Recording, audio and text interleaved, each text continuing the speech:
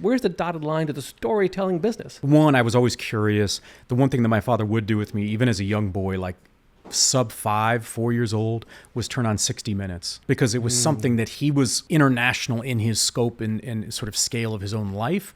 And that was sort of a conduit to us connecting because he didn't have all the skills to be able to do that. So that was sort of that ignited the curiosity in me. When I was in high school, I do have that sort of classic story of an educator that saw something in me. Okay. Now, to be clear, it wasn't that I had sort of fallen on the wrong path and got sort of found life in a better, more positive way. I had been the kid that followed the rules lockstep. This was an educator, he was my geometry teacher, who he recognized something in me, and we're dear friends to this day. And he said, I think you ought to be a part of this nonprofit In high school? help kids, right? Wow. So, okay, that's great. I was an athlete, I was working, I wanted to help. And I'd already had some experiences of volunteering and contributing, and I felt that the power of that in understanding somebody's story, even if they were different from me, through several experiences. And I said, sure.